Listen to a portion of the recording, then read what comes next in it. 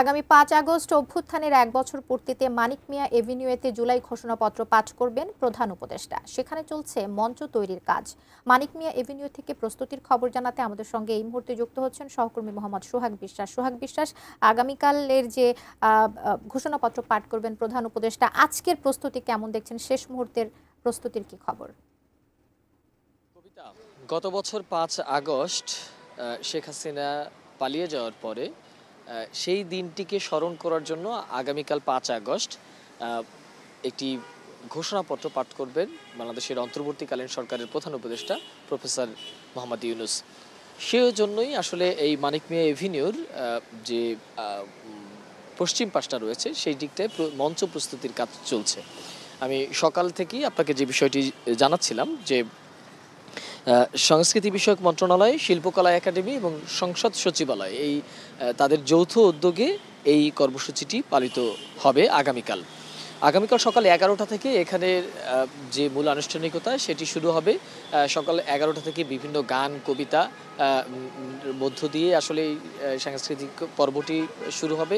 এরপরে বিকেল ৫টার পরে প্রধান উপদেষ্টা এই জুলাই ঘোষণাপত্র, যেটি গত ১ বছর ধরে বিভিন্ন রাজনৈতিক দলসহ যারা জুলাই অভ্যুত্থানে অংশ নিয়েছিলেন, জুলাই যোদ্ধা, আহতদের পরিবার কিংবা নিহতদের পরিবার, সবার যে দাবি ছিল জুলাই ঘোষণাপত্র প্রকাশ করা, সেই জুলাই ঘোষণাপত্রটি এখান থেকে প্রধান উপদেষ্টা পাঠ করবেন।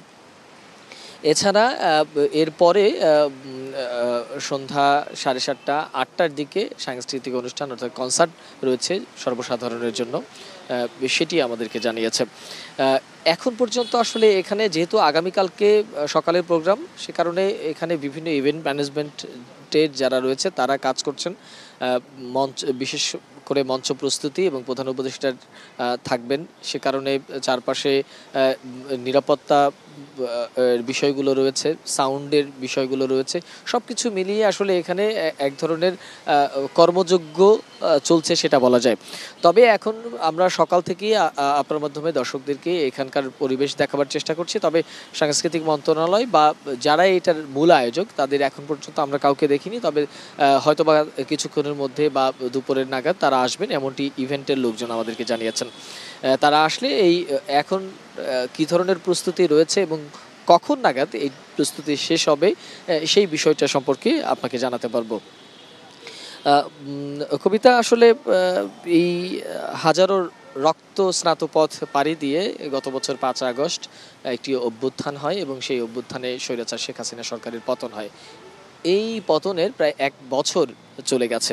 সেই ১ বছরের মধ্যে ছাত্র জনতার নানা দাবি ছিল, নানাভাবে সরকারের কাছে জুলাই ঘোষণাপত্র চেয়েছে। সরকারও সব দলকে একত্রিত করে জাতীয় ঐক্যমত্য কমিশনের মাধ্যমে তাদের মতামতের ভিত্তিতে একটি জুলাই সনদ তৈরি করেছেন। কিছুদিন আগে একটি খসড়া দিয়েছিলেন, এরপরে এটি চূড়ান্ত করা হয়, যেটি আগামীকাল পাঠ করবার কথা রয়েছে।